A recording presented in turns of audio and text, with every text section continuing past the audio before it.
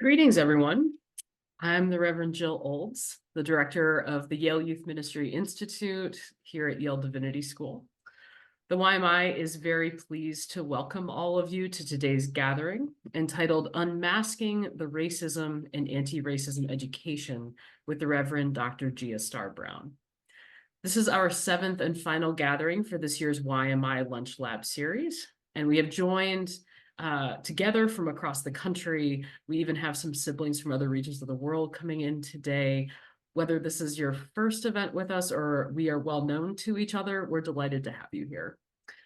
For our time today, the Reverend Dr. Starr Brown will speak to us, and then we'll have a brief Q&A session at the end of her presentation.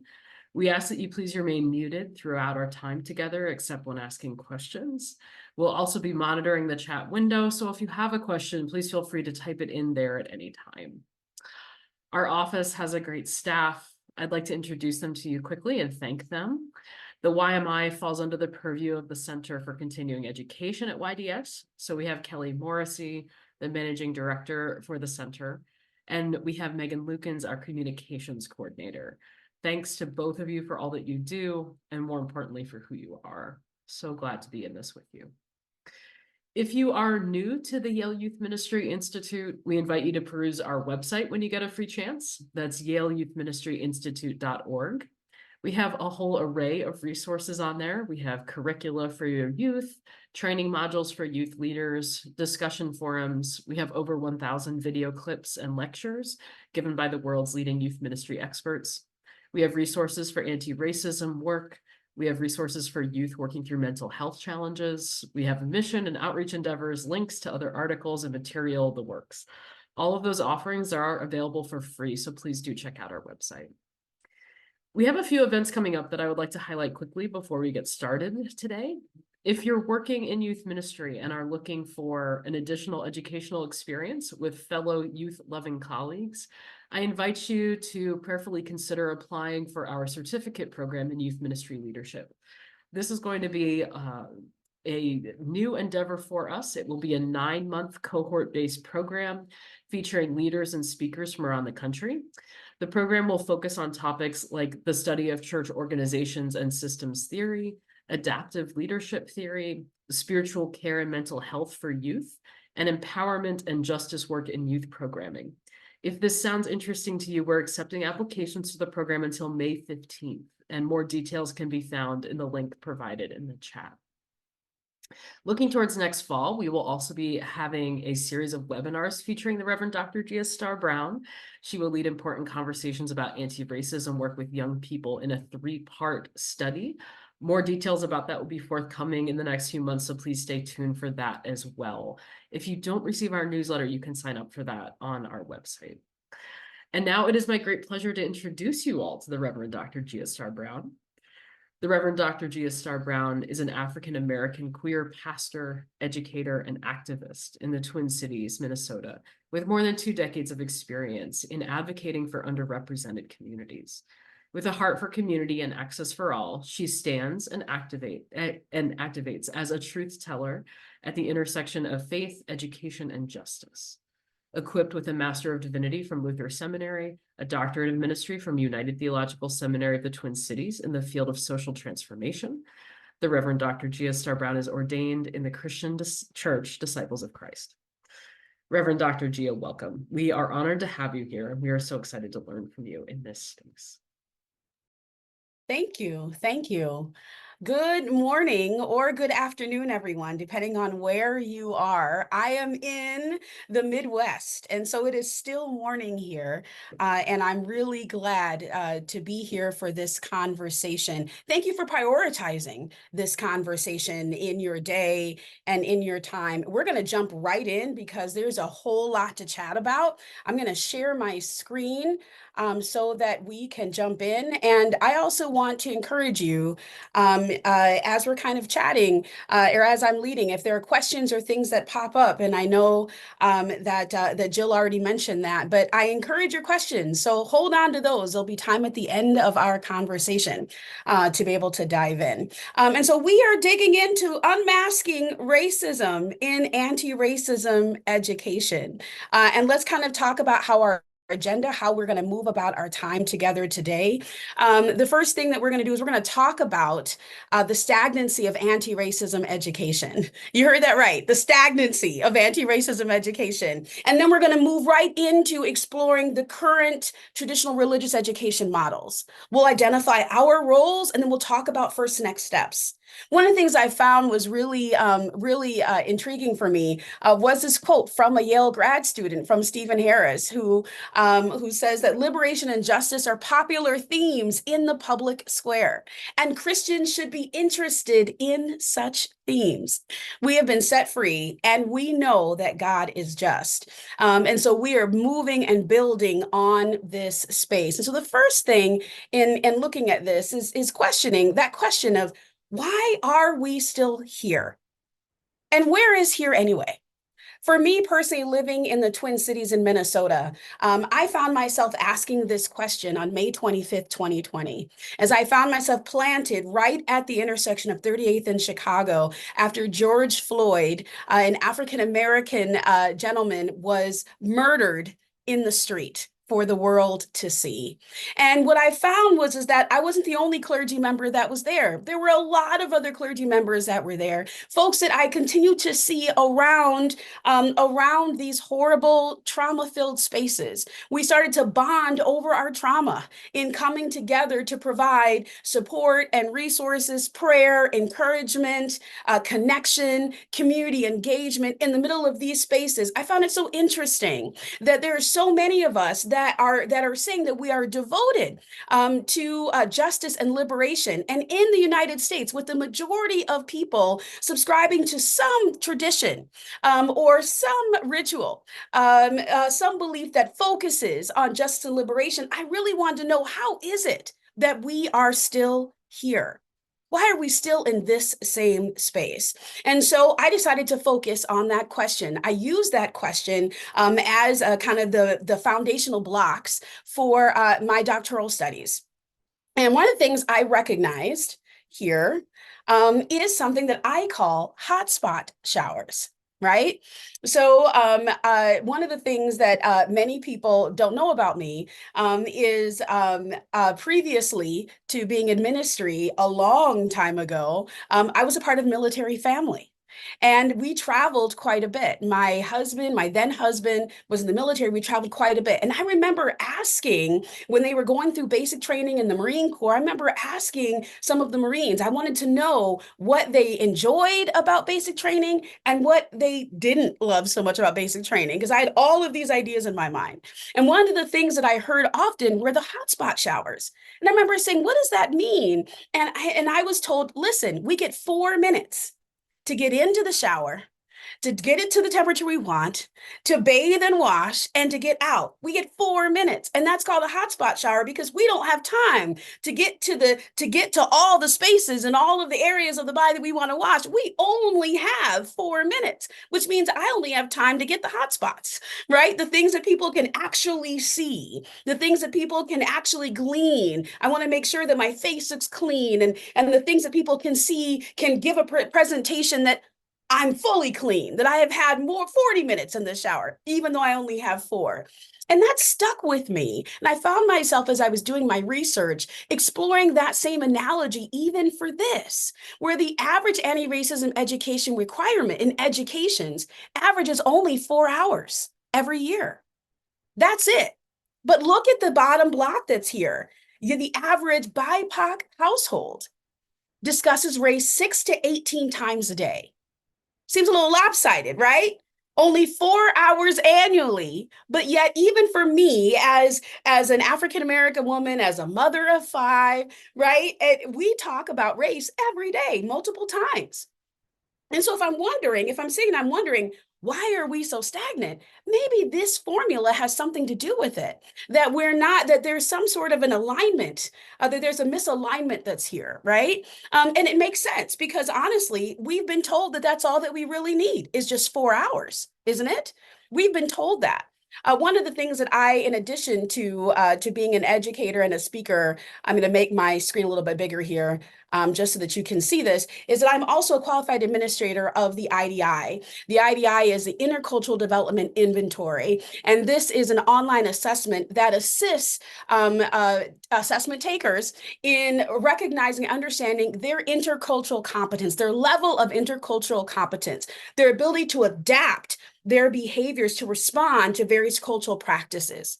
Now, one of the things that's really important is this is kind of the full landscape. This is the continuum of the IDI. When people take the assessment, the IDI, they land somewhere on this continuum.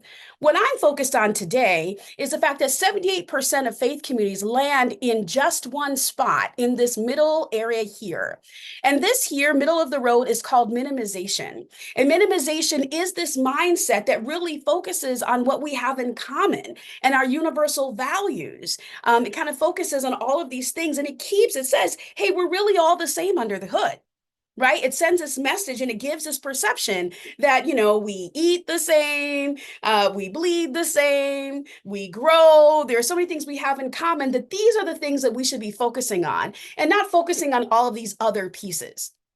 But let me tell you a quick story. If you think it's so interesting that we're in this space now, which I personally call an awakening post George Floyd, because this is the first time we've had an awakening. When you think about post-civil rights, there was an awakening as well, and recognizing the inhumanity of the mistreatment of some Americans, right? Not just African Americans, but other Americans of color, post-civil rights. And there's this big push to say even some of our most liberal and progressive institutions, I'm thinking late 70s, early 80s, right? I'm old enough for that. Started to say, you know what? If we treat everybody the same, then we won't treat anybody any differently. Then we won't have this harm. If we treat every single person the same, right? Then we keep all the bad stuff out. Nobody can say that they're mistreated. We'll just have this kind of benchmark. But here's the problem is that when we treat everybody the same, we put up this gate here. I'm assuming you can kind of see me up here in my space up here in the corner. And we put up this gate here, right? And to keep all the bad stuff out. But here's the challenge is we also then, with this fence up, we keep the good stuff out too. And so then we send this message that says that anything that's different is bad. Anything that's different is other, right? And so we stay in this space of minimization. Now, there's tons of reasons why we stay in this space, and we don't have time today to talk about that. But here's what we will talk. Here's what I will say is that a lot of times we're told that this space of minimization is the space that we should be in, that this is the space of liberation because we're treating every single person the same, right? But you can see how othering people happens even in this way. But if we're sold this idea that we're all the same, as I say, under the hood, that we're all the same beneath the surface, then there isn't any need to do anything more than stay within this realm. If this is what we believe is that there's no need to go any deeper, well, then we just will stay right here in this realm, in this space. And let's talk about what that looks like, what this space looks like. So this here is an image that you may be familiar with. This is an image that's used in a lot of, or some variation of this image is used in a lot of diversity, equity, and inclusion networks. And it's really an image that's used to be able to describe exactly what I'm talking about. This fallacy, this belief that we're all the same. And here's this picture of an iceberg that's right here, right? And here's the surface. You see the surface line and how much of the iceberg is beneath the surface. But look at what's up top. What I appreciate about this specific image are the words that are here that really help us to make these connections. So look at what's here up at the top: art, dress, drama, music, food, celebrations. Right at the top, right at the surface, are things that we see at face value. I don't need to know who you are. I don't need to have any type of specific relationship with you for me to be able to identify that there's difference, right? This is kind of the surface space that's right here. And this is where we're told we just need to stay. I can look and tell if we're the same skin color. I can look and tell, right, just by listening to you if there's a different language barrier. But look at what's beneath the surface, all of these things here. And you don't need to be able to read it all while I'm here and we're in this conversation, right? It's important for you to recognize, I'll just pin out a few of these, that beneath the surface is where our values are. Beneath the surface is where our beliefs are. Beneath the surface here, this is our faith, right? This is our heart space, is beneath the surface here. So looking down here, for example, look at this. We are ourselves as individuals, we're a web of experiences. So the actual term culture is a buzzword. It's used for a lot of things, but really culture is kind of like simply the way that we do life. Right. So there's a culture. There's a culture in certain ministry. There's a culture in schools. There's a culture in your house. Right. And we're a web of these cultural experiences. And so these experiences and how we understand these are a part of our culture. And so we're all a web of cultures, right? So looking beneath, look at some of these things here that we may not all have the same belief and understandings of. Personal space, concept of time, relationship to nature. Look at this, social interaction rate, preference for cooperation or competition, problem-solving roles in relation to age, sex, class, occupation, kinship, right? These are just a few of these that are here where we all, beneath the surface, this is where our beliefs and our values lie, right? This is kind of where we are in determining who we are and how we show up in the world. And these are things that are down here, right in our core. But these are also things that you can't see from the surface. Right? You can't see these things from the surface. So then if we don't have relationship, the only way that you would know about how I feel, if you're interested in how does Dr. Gia feel about concepts of time? How does Dr. Gia feel, right, about the concept of self? How do I feel about attitudes toward elders? Well, that's not something you'd be able to see, right alongside my purple and my pink clothing today, right? You'd have to spend time and get to know me in order for me to tell you some of these things. And so in our society, we're told that that the concept, the discussion about racism, that it's an objective conversation. There's some sort of a formula, some sort of an equation that we can complete and fill out in order to arrive on the other side of that equal sign. But that then sends a message that the conversation about race is objective. Right? But look at how much is subjective. Look at how much is opinion based. Look at how much is experience based here.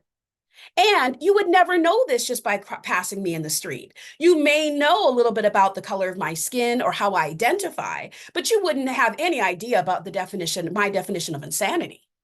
Right? These are things that I would share as we cultivate relationships. And this is why I constantly say that relationship, and it's also well said by other authors as well, that relationship is the antidote to racism.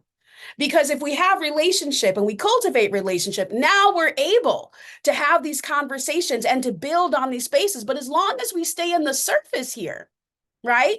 As long as we stay in the hotspot showers up here, then we never get down here beneath. And maybe that's the point, right? Maybe that's the point and the reason for the stagnancy. Because if we get down here, then we're really going to be cultivating relationship. Then we're going to be, understanding each other and working together against institution, against power. Then changes will actually happen. Well, then tables will flip and the status quo will change. I'll come back to that. All right. Let's look at this too. This is another image that I thought was really interesting too, because as we're talking about relationships, right? Even relationships tends to be a buzzword. We assume that everybody understands the same thing when we mean relationships. But take a look at this image that has been used in other DEI and IDI trainings, right? It basically is focusing on task-based versus relationship-based cultures. Remember, culture is the way that we do life. Remember, the way that we do things. And so even looking at this, I want you to see something. I'm going to make it a little bit bigger just because I want you to be able to see this. Now, honestly, I'm not interested in the specificity of the countries that are up here. I'm aware, for example, that I live in the United States. We all live in the United States of America. And I'm looking, and we'll talk about this image in a minute, and I'm looking at where it is, but I'm also recognizing that this is kind of a generalized impression, which means that it isn't, there are going to be people that may be in different parts of this grid. But let's look at this grid. This grid talks about how trust is established. And in certain parts of the world, trust is established by cultivating task-based relationships, right? In this task-based culture. And in other areas, trust is established moving toward a relational space, right? And these arrows kind of show that. And you'll see, based upon these generalizations, which ones kind of have a majority, kind of are culturally based to lean toward which part, which area. So look at this task-based space that the United States tends to fall under, right? You can decide whether you feel this is accurate.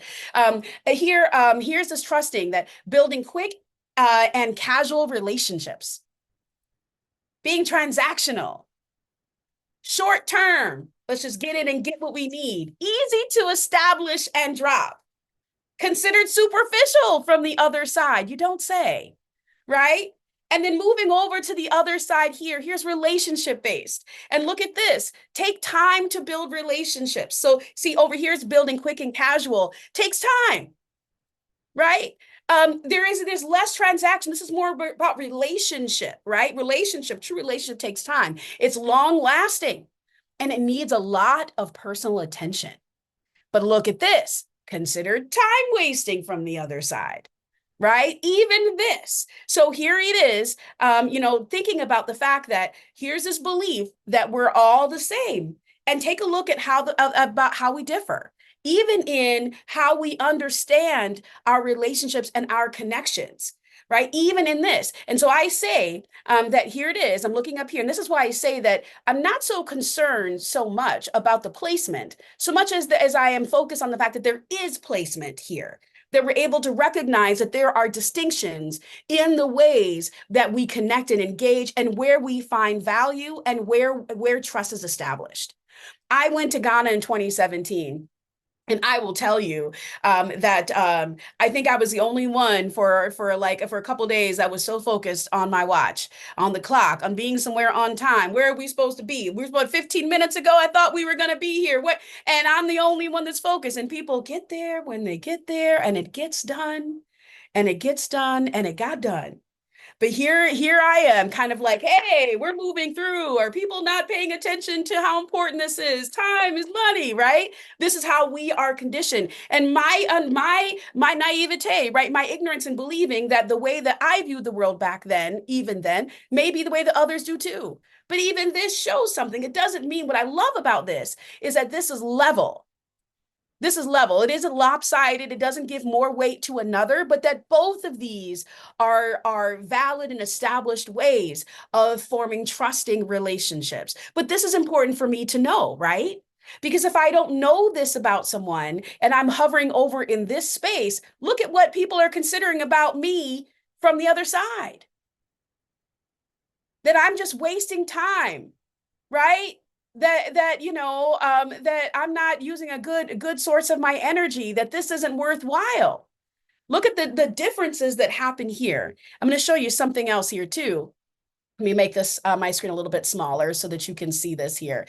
This is also a model of intercultural conflict style. So even take a look at this, right? So when we're in the middle of conflict, there are different ways that we engage. Some of us are very direct.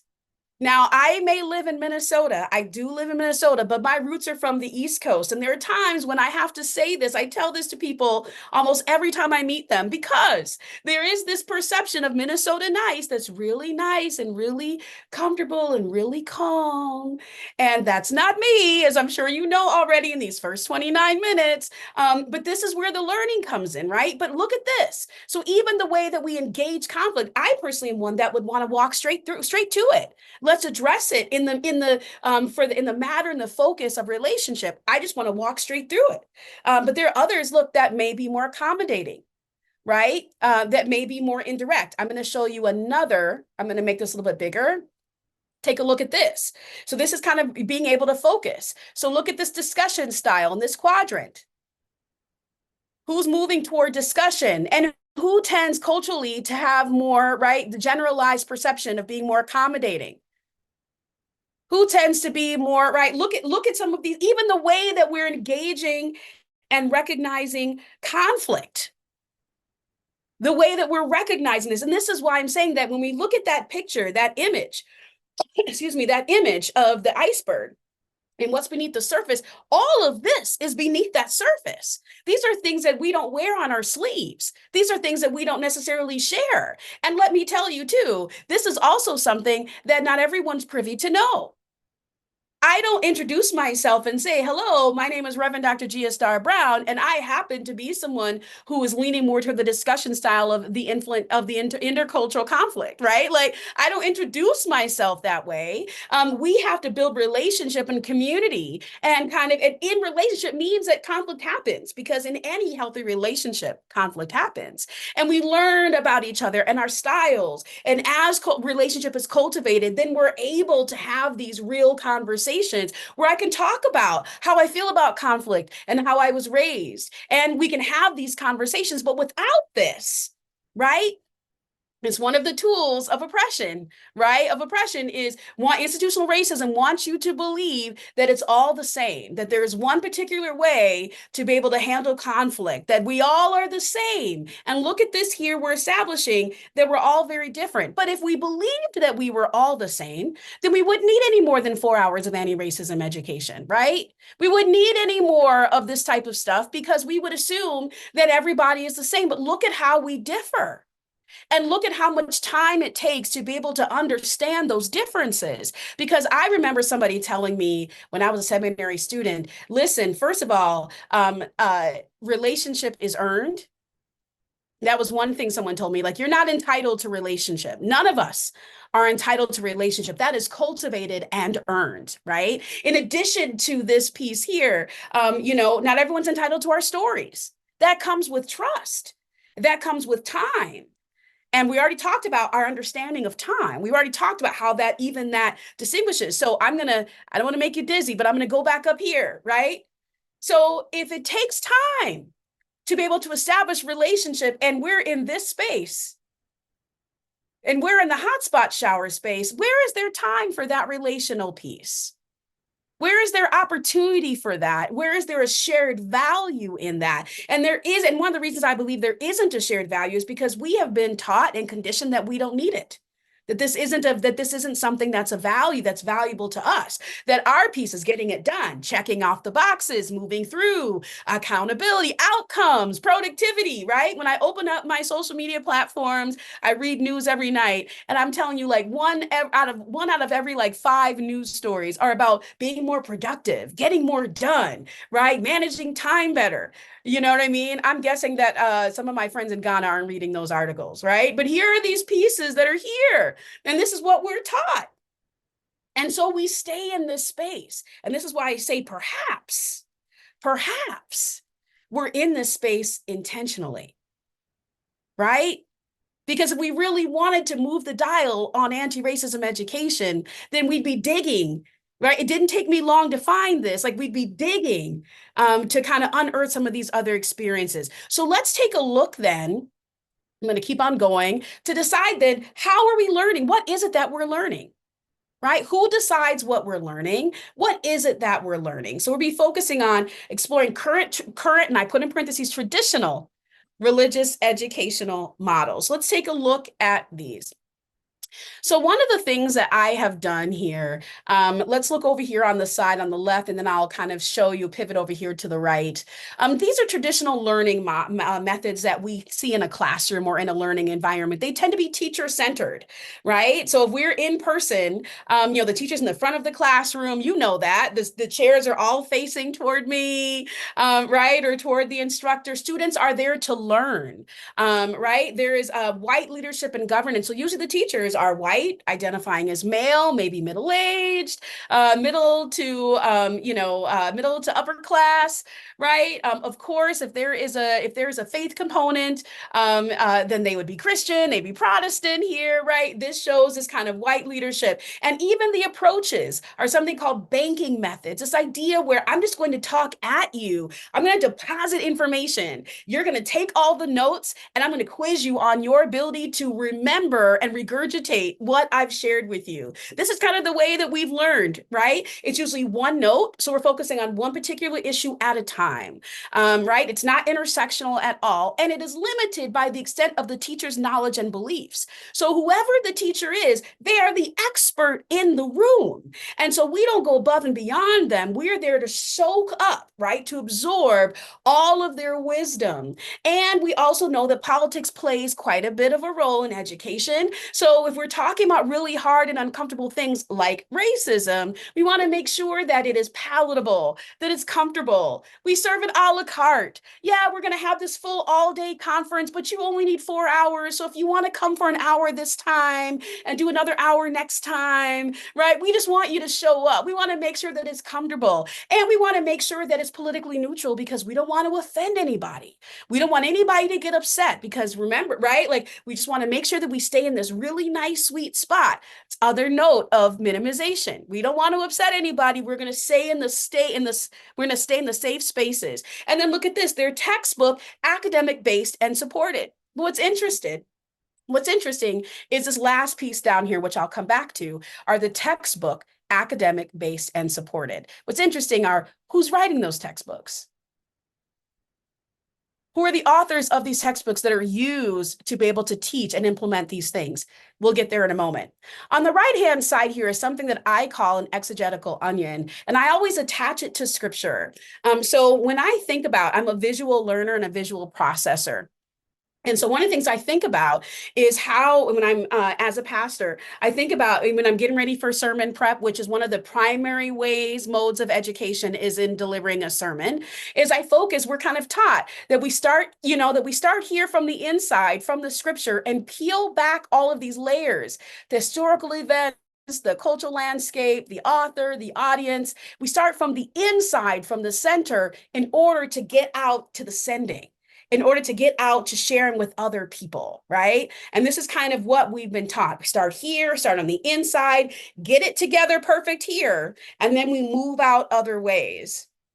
What's so interesting about this, I have to say, is that even when I think about this term of minimization and how it looks in real life, think about even in our faith-based spaces, if there's a food ministry, for example, and we're getting ready to put out, ministry for folks or a food shelf, nobody's building relationship to ask who's gluten-free or what the cultural requirements are. Usually we just kind of pull what we've got, the dented cans in the back of our closet, of our pantry. We go and grab a few things, and we put them there because if they're hungry, they'll eat whatever they get. This is what we've got. And without relationship, then you can see how we actually can be causing more harm than good, right? And when I think about it from this perspective, one of the things that happens is, with stagnancy, even in that type of ministry, is there are times when we'll pause in our faith-based spaces and we'll say, well, we want to get the entire ministry perfect and ready to go before we go ahead and feed the people. We want to make sure that everything is the way that we want it, that it should be, that it's perfect. And I turn around and I say, but the people just want to eat.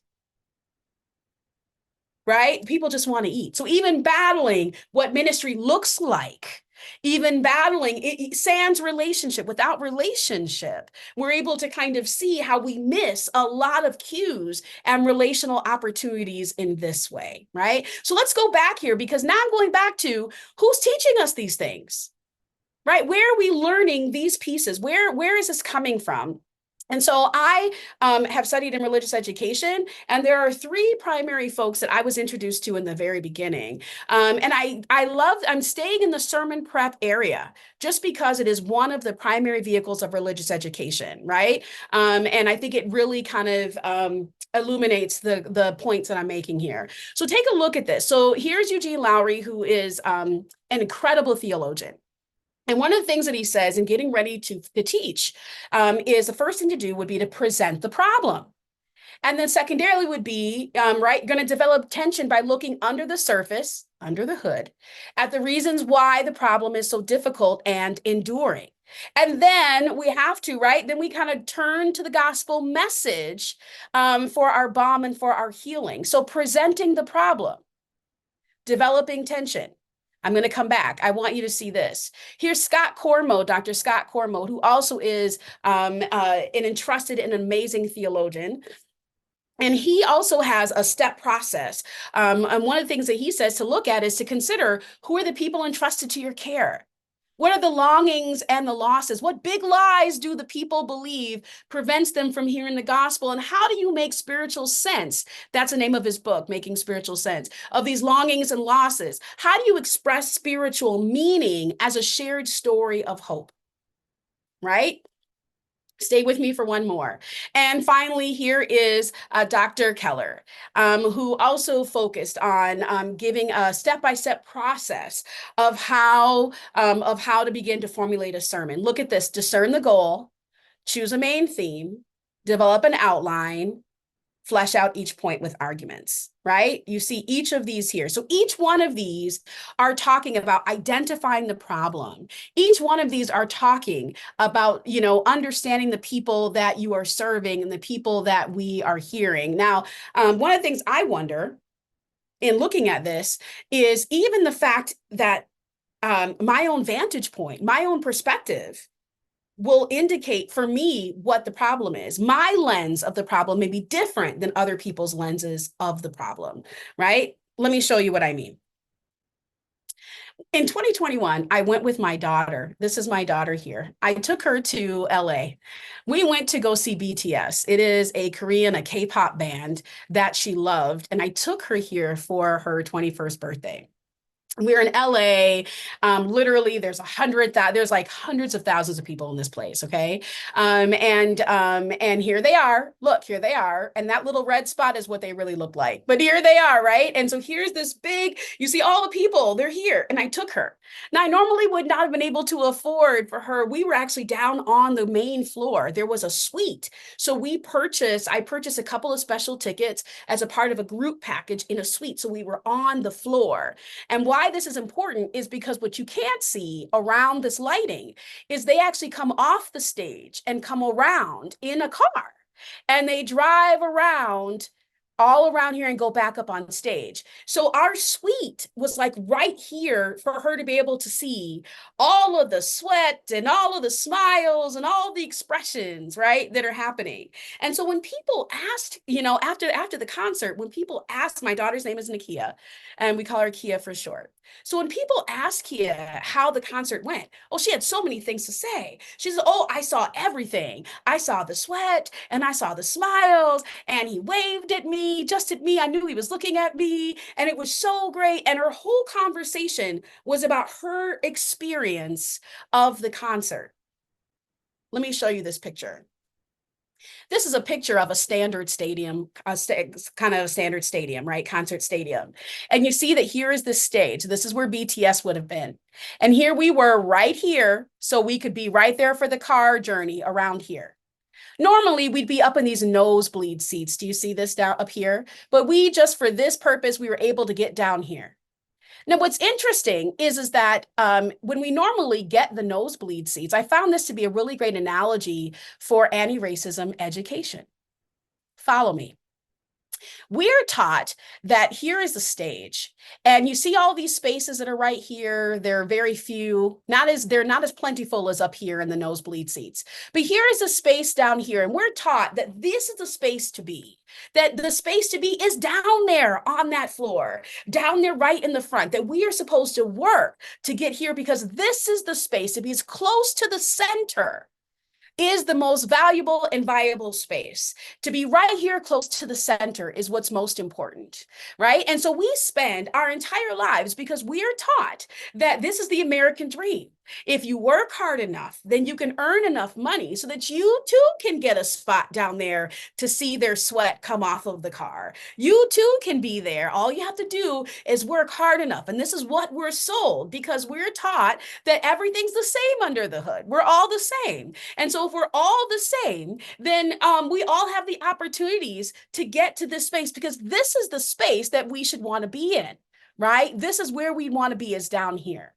And we find that this is kind of the valuable space, but look at how it's not even possible. Look at how fewer spaces there are around the stage as there are in the nosebleed seats. It's not even possible for all of us to be able to get here strategically. Strategically, the stadium has been designed for fewer people to have more opportunities strategically. Okay.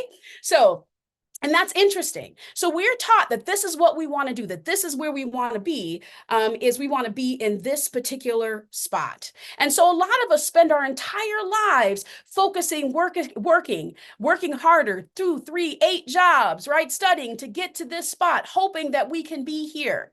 And what's interesting about this, though, let's talk about this. Here's what's interesting. So when Kia was here and she talked about this, she talked about her experience and it was all about I. It was about what I could see, right? She's down here, it's all about I, right? People that are in the front row, that are right here in the front row, they're focused on their close proximity to whatever the thing is in the front. They could be 6 feet, 8 feet tall. You know what it's like to try to look around people to see, and if they're too tall, you can't see. There's nobody turning around to say, do you want me to move a particular way so that you can see? Do you have everything that you need? If I'm there in the front row, I'm focused on my access. I'm focused on my opportunity. This is where I am. And if you can't see behind me, then you need to get into your window spaces so that you can see where you're going, right? And it's all about me. But look at what's back here. Have you ever sat in nosebleed seats before? I do all the time. And so when I sit in the nosebleed seats and somebody asks me about a concert, how does this? I'd say, oh, we had a great time. It's interesting how it shifts from I to we. We had a great time. We were able to see da da da da da da da. Now, what's funny is if you go, one of the things that we did because we were there, we had the sweet spot, is we were able to go for a little bit of their warm up before the concert started. And what was interesting is that they actually had, people sitting in the nosebleed seats to make sure. Can you hear everything back there? Can you see everything back there? Right? That there's a value, that there's a need for those nosebleed seats to make sure that the access is coming. But yet, all the time when we're in the nosebleed seats, our primary focus is wishing that we were down here in the front, because that's what we've been conditioned to believe, is that this is where we need to be. And if we haven't gotten there, what's wrong with us? What's wrong with us? So let's take a little bit of a closer look at this piece here as we look at identifying our own roles. Let's look at this front row seat. Look at this. If you're in the front row, you get bragging rights. You're physically close in physical proximity, right? You have your own personal concern. Can I see? Am I having fun? It's about my experience, and my personal narrative informs everybody else's, right? What I see, I inform everybody else's narrative being in that front row. I was able to see that something was jeweled. I was able to see different things, right? And there's an interest in hearing what I saw because I was in the front. But look at the nosebleed seats, right? And there's some benefits there. Ability to see who is here and who's actually missing. When I'm in the nosebleed, I can see who's here. I can see where the pockets are. I can see where the food is. I can see who's engaged and who's not. I can tell who can and can't see, who can and can't hear, who has access. And my narratives are informed by not just my experiences, but everybody's experiences, right? The whole versus the one. So it leads me to pause and to say, then, let's look at this. It leads me to pause and to say, I'll come back here, is perhaps then, let's look at this image. This is the original image, which says that the center is a space where we need to be. And we start here, and then we work our way out. But that's kind of a self-focused direction. Jesus, I believe, sat in the nosebleed seats. I believe that Jesus sat back here with the people, right? And starting here and then moving our way toward, starting from the outside in. So for us in our society that are told, right? We are told that it's so important, if we are marginalized, if we're on the outcast, it's so important for us to wish that we got in the center, because this is where the center is. This is where the light bulb is. This is where Jesus is. This is where it is to be. But Jesus wasn't in the front row. Jesus was out here in the nosebleed seats. Jesus was having conversations. Jesus had a we t-shirt on. Jesus was focused on the community and what was happening. And Jesus was really focused on who had what and who didn't. Jesus was very focused on where the access was, and Jesus spent time with people who didn't have that same access. The other thing that was really important to be able to tell too is from the nosebleed seats, I can see a whole lot of other things too. I can see the fact that from back here, right? I can see the real deal with how hard it is to get to the front row. If I'm in the front row, let me tell you, when we came for our tickets to see BTS, we came in through a special door. I didn't even know they existed. They have a special door. We came in on the side. We didn't have to deal with crowds, right? We had our own personal bathroom, like in this space. I'm not even focused on all the waiting lines and all of the other security issues. I'm not focused on those things. And yet, here from the nosebleed seats, though, I can see whether or not it's even accessible for people. If somebody's in a wheelchair, are they able to get where they're going? Are there spaces for them to get there? How hard is it to get to the front row, right? Is it really as cushy and comfortable as people think it is? I can see a whole bunch from this space. And so really what I say is that the difference is that we've got things a little bit lopsided, right? We've got things a little bit lopsided. And from this vantage point here, don't want to make you dizzy, but from this vantage point here, well, each of these religious educators, phenomenal in their own right, are also part of, right, are part of those front row seats, right? They are identify as white men who are kind of fitting that demographic. And so their lens is a viable and a valid lens, but it is their lens. And so if you're in the front row, then what is the problem?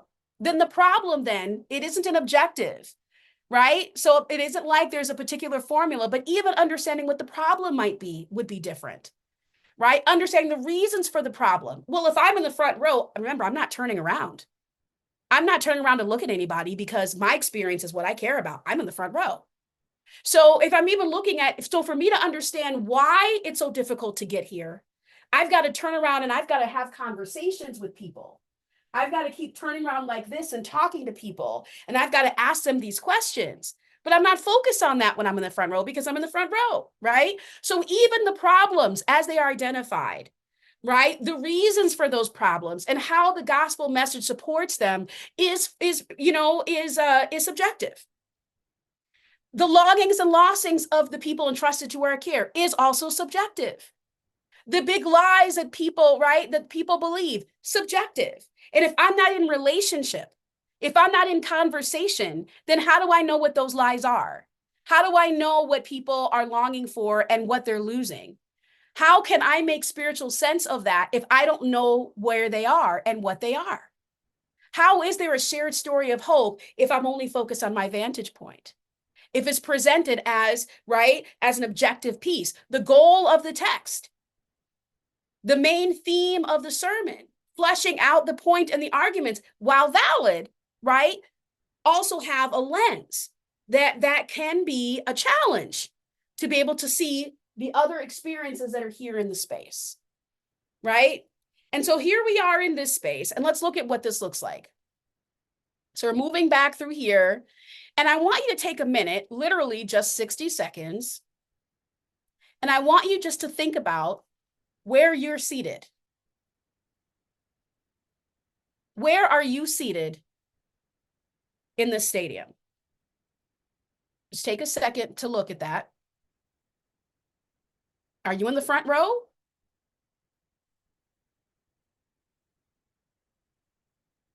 And if you don't know, if you're not sure where you are, consider your notes of privilege. Who tends to be able to be in the front row? Who has direct access? Right? These are the textbook authors. These are the creators of widespread liturgy that we tend to see. These are the creators of our Bible studies, not right or wrong. This is what it is, right? And while this is just one vantage point, but we're told that it is the vantage point. You see the difference? This is one, we have to make room for the other perspectives that are here. Where are you seated?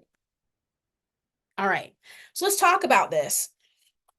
What it led me to say was led me to consider what violence is, right? Let's talk about this because if as we're thinking about this here in this concert stadium here, there's some violence that is happening as we're talking about anti-racism education. All right, let's talk about it. So usually when we hear violence, we think of physical violence. We think of, and that is one definition of violence, imparting physical harm to another being or creation, to another living thing, organism, that violence, right? But let's look at another form of violence. I'm a big fan of Mayan Latron's book, Reset the Heart, Unlearning Hope, Unlearning Violence, Relearning Hope. This book changed my entire perspective on religious education. So one of the first things she does is she defines what violence is. Let's look at this. So the first thing she says here is that violence is the erosion of essential vitality, right? So we're talking about violence in a community. We're talking about violence of a people, right? So this is what we're talking about. So the erosion of essential vitality.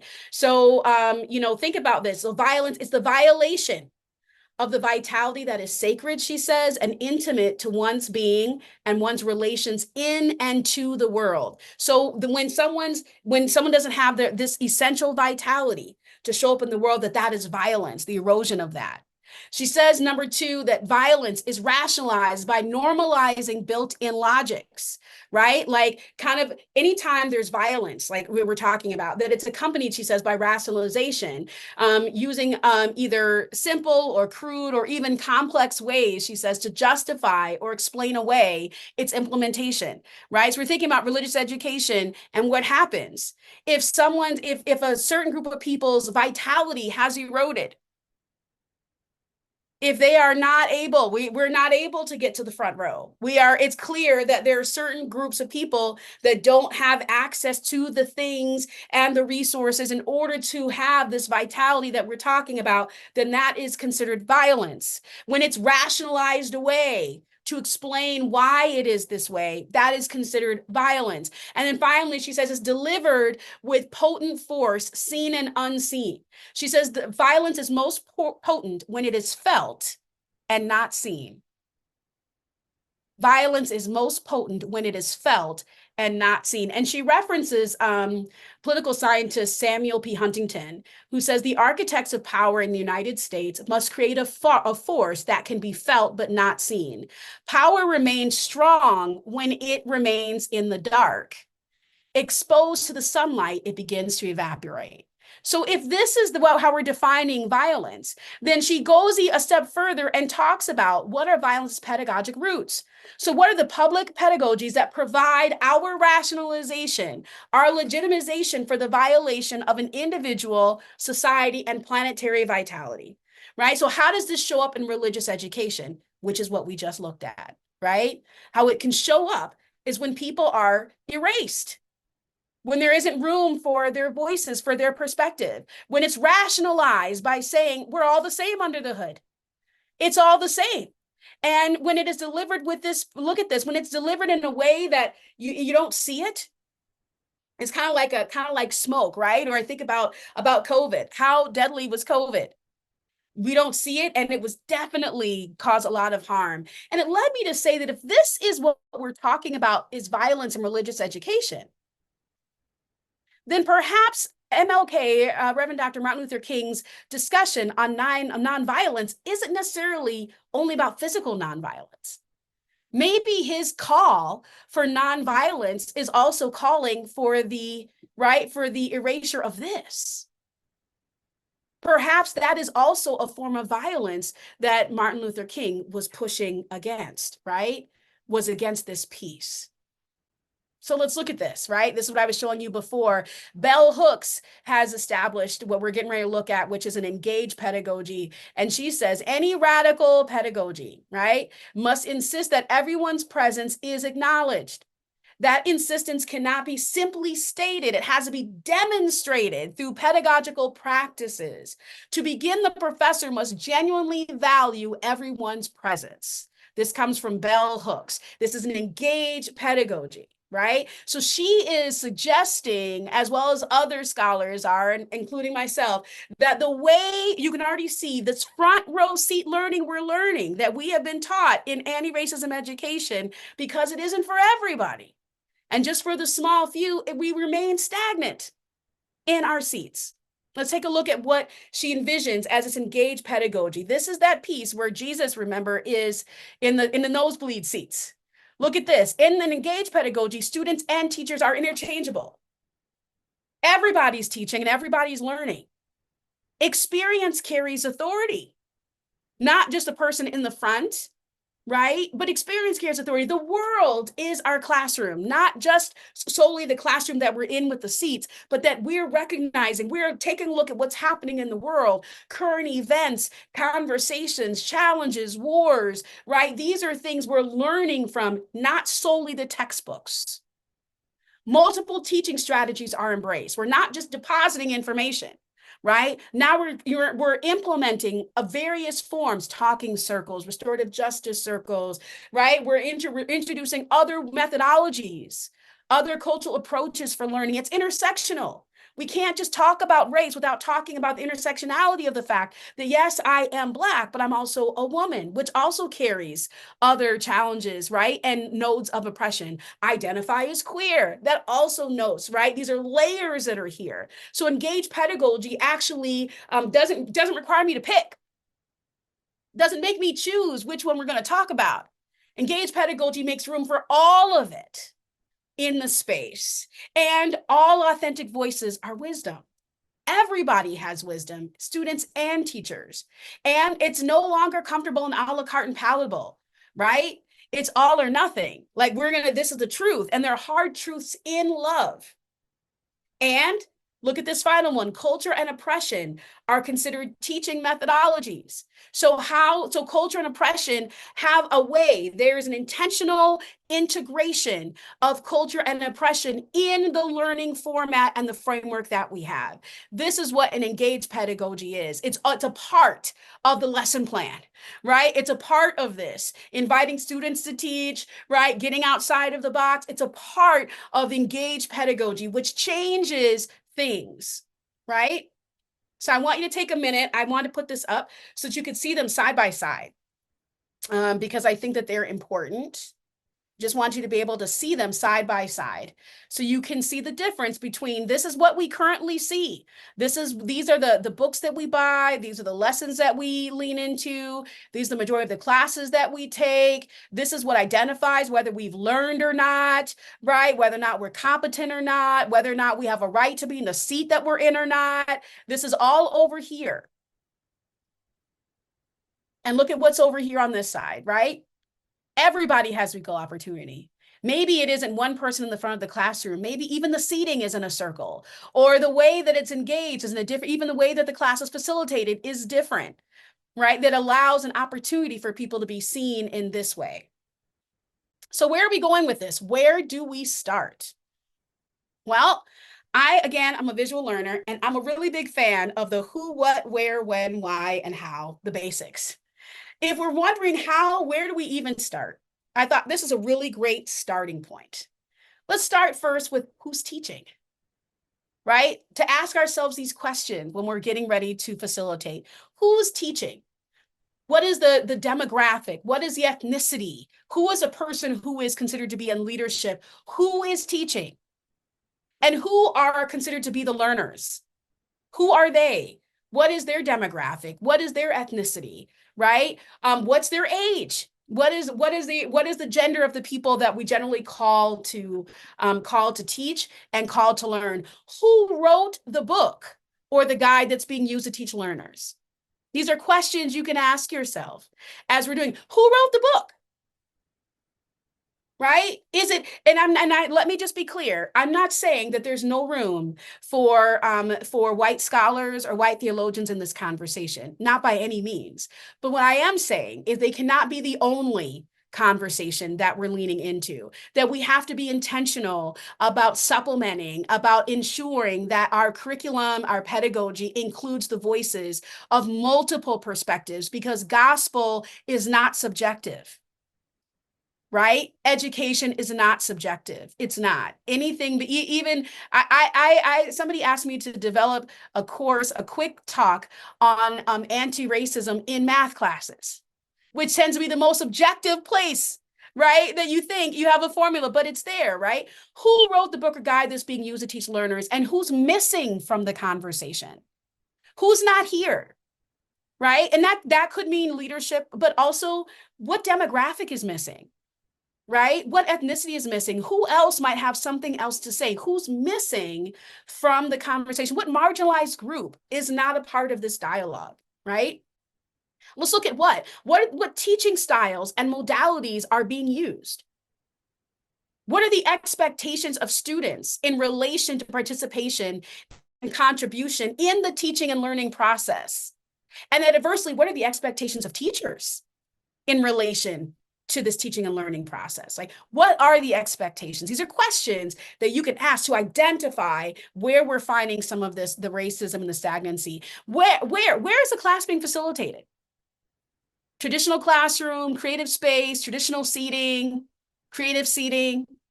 Where are opportunities for accountability and invitation for praxis? Do we just stay in our textbooks for the 55 minutes we're in class? Or is there opportunity for us to get out and actually do some application, try it on, test it and see where it is? Are there encouragements for people to actually apply what they're learning in their daily lives? Is there room? Is that folded into the process? Is praxis folded into the pedagogical process? When is the class facilitated? What day of the week? What time of day? Right? It's so funny. Here in Minnesota, there are so many things happening, as I'm sure there are around the country, in regards to policies and lobbyists. And there are all types of gatherings that are happening at the Capitol, which is great, but they're happening during the day. So what types of people can usually, you think about who can be there during the day to speak, to represent, to show up, and to give witness and voice, right? I mean, who has the flexibility and the freedom to do that? When is the class facilitated? And when were the teaching styles and modalities, resources created and designed? Timing is important. Are we really drawing on something from the 70s and the 50s? Now, listen, I was born in the 70s. Really great things came from the 70s.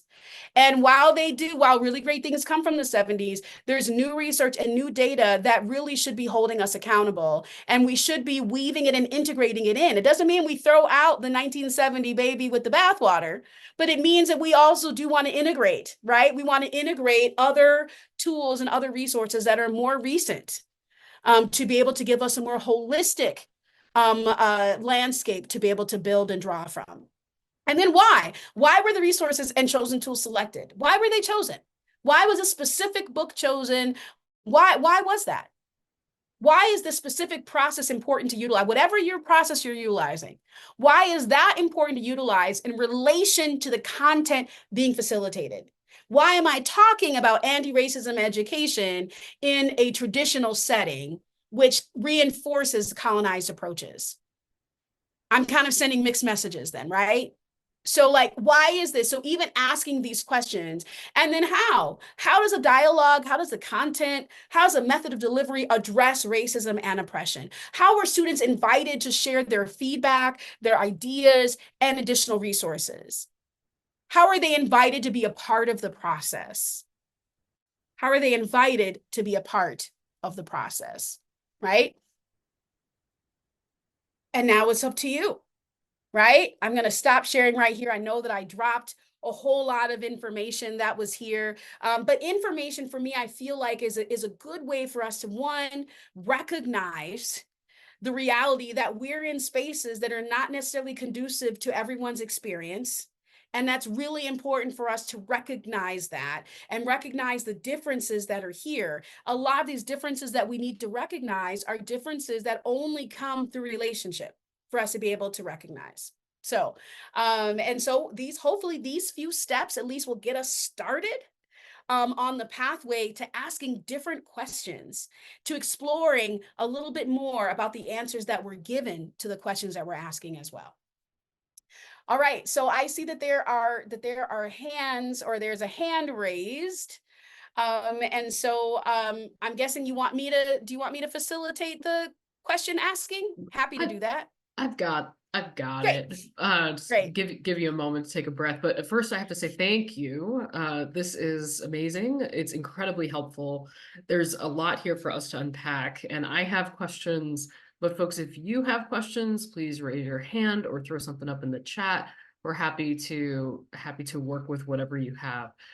We had an early question in the chat when you were going through your metaphor of the stage, and thinking through, who were in the nosebleed sections, who is sitting up there, among them Jesus. Someone from the chat asked who is on stage in that metaphor. So yeah, who do you think is on stage? Who do we think is usually on stage? Who usually has the microphone? Who usually has the voice? Who usually is centered? The same person who's teaching our classrooms. Usually it is, right? It's the able, right? You think about all the contrary to the isms. It's the one who tends to really meet the standard of American success is usually the one that is right at the front, right? So usually the person who has the mic, who gets the voice time. This is why we say, and I'm sure I'm just assuming that you've heard this already, because we're in 2024. But even in our spaces, we will say, if you're someone like me who tends to be a big talker, I will pause and say, wait a minute, am I taking up too much space? And we make room, right, for other folks, right? And so part of us we're conditioned to make room for us now, but we do that because we're aware that some of us tend to get the microphone first, and usually who tends to be on the stage are the people that we want to be them one day. Who do we want to be, right? I love being a Black woman in terms of who I am, but I haven't always loved being a Black woman, right? When I think about all of the connotations and all of the microaggressions and all of the pieces that are here, right? There were times when I was younger and even the studies about dolls, right? Where even younger kids are leaning toward white dolls. So who's on the stage tends to be the epitome of who we believe we want to be, who success is, who gets the mic, whose voice is heard the loudest. It's usually white, cisgender, right? Identifying males. Yeah, thank you. That Mm-hmm. makes total sense. Mm-hmm. Susan, I see you. Hang on one second. Kathy from the chat asked if you would be able to overview, once again, the shifted onion model where application is in the center. Oh, sure. So that's my own model that I developed. And I say that because poaching is real. So I developed this model because I wanted to be able to take a look. And there are other onion models out there for peeling back layers. So that reference isn't a Gia thing. But what's inside of these layers, right? I started to look at the different layers that are here. So anytime I'm looking at biblical interpretation, I start, it's the process of getting to understanding and enlightenment. And so we can't just pick up scripture, right, from 2000 years ago and move it and put it over here and apply it, because the cultural references, the slang, I have teenagers, right? The slang was different, the customs were different, all these things were different back then, right? And so I need to be able to deconstruct each of these elements of scripture so that I can then reapply it in today's modern times using analogies and examples that would really get to the crux of what the point was of scripture. And so in this, and I'm going to share my screen again, but I'm going to make you dizzy while I'm looking. All right. So in this here, for example, let's look at this. So here, right, you'll notice that it kind of says that you start with scripture at the center, because the center is the stage, like kind of starting here. And look at these layers. There's historical events, there's cultural landscape, there's the author who wrote the book, who's the audience of the book. I'm looking at the language, Hebrew, Greek, Aramaic, the bridging themes then to bring it to modern day, and then the application opportunity for praxis. So this is typically, right, kind of where we see things. And these are the layers. And I agree with these layers. I think that these are all important to be able to have a sound biblical interpretation, to be able to kind of bring it over into modern days. But my challenge comes in the fact that it actually, here's the stage. But if we're nosebleed, right, then it's about starting from the outside and moving our ways in. And why this matters is I'm in a we spot. So now I'm not just, if I'm here and I'm unpacking from that front row, I'm not considering other people's perspectives or vantage points. I'm not considering other people's pieces because I'm in the front row. But if I'm starting from here, then the way that I'm peeling back those layers has a we approach where I'm considering not just the scripture, but I'm also considering the historical events and what were the cultural and, dare I say, even though race is a later construct, right? But what were the cultural, or dare I say, racial connotations, right? That happened here. What was the landscape? And in all of these things, and requires me to widen my scope so that I'm able to see from this vantage point how these things affected other groups of people instead of just what I saw at face value. So it's a we approach that I developed versus an individual approach that we have been taught. Yeah, thank you for that question. This is so fun and fascinating to listen to. So thank you, thank you. Um, Folks, we have about 4 minutes left. In our final minutes, I'd love to turn it towards youth ministry. So, Reverend Dr. Gia, can you speak to how I'm thinking of your iceberg model, right? And thinking about how you made the point that this work is inherently relational, that it needs to be in order to honor the person we're interacting with, in order to honor people outside of our own individualistic perspectives, and to really be able to listen and to incorporate others' stories and to know that perspectives are straight up different, right? It occurs to me that youth are inherently relational, and I'm wondering how we think that might play out and how you think that might play out in developing a pedagogical approach to anti-racism education that would work for them. How do we see youth interact in this conversation? What do you think? Yeah, that's a great question. And I appreciate that because I think that we always hear that youth are the leaders of tomorrow, but yet we rarely focus our energy and emphasis on them. I think that you're right. I think that youth are that your relationship is a huge portion as they're kind of developing socially, right, and are kind of learning a little bit more about their identity and who they are. And so there needs to be a definite intentional space for that. Like even before, so if I'm going to talk to you about what's under the hood, if I'm talking to you about my understanding of conflict, just because I use that, and this is my understanding, I'm not going to share that with somebody I'm not comfortable with. I'm not going to share that with someone that I don't trust. I'm not going to share that with someone. Oops. I'm not going to share that with someone that I don't believe. I think Zoom agrees with me. I'm not going to share that with someone who I don't believe can hold that and can really nurture that well. Children and youth both are huge. They're great judges of character.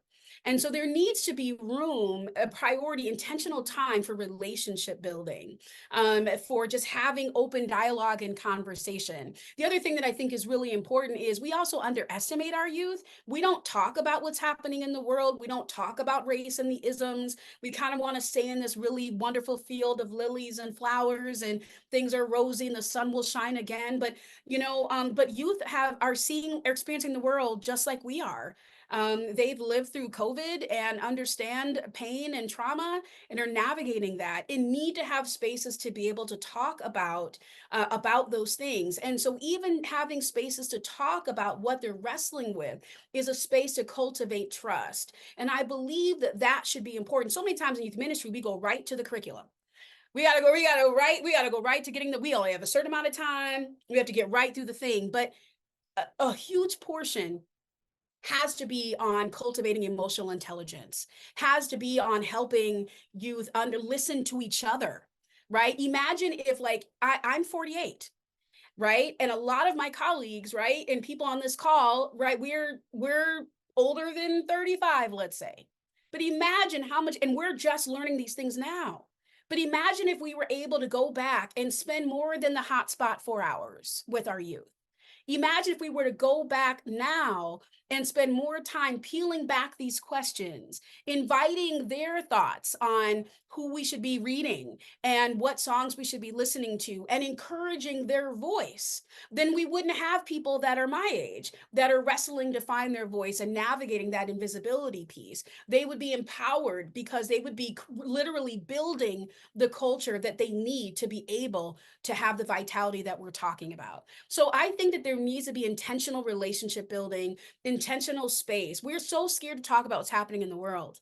Right. But you can find people like myself, like other people who do this work that can help with the language and facilitation of some of these hard conversations that can make sure that everybody has room to talk and to share some of these things. People at the age of 16 or 15, I think you can take the IDI. Youth can take the IDI and can begin having some of these conversations about what's happening in the world. So I think that a good portion of this is not only beginning to ask some of those exploratory questions like the who, what, where, when, why, but also inviting them to participate in asking those questions with you, inviting them to participate in what they're learning, urging them to speak up and to share, and cultivating the relationship so that they can contribute not only when there's something positive to be said, but that they can also contribute when there's a challenge or something that they have a problem with. They can feel comfortable talking about that, and in that relationship, then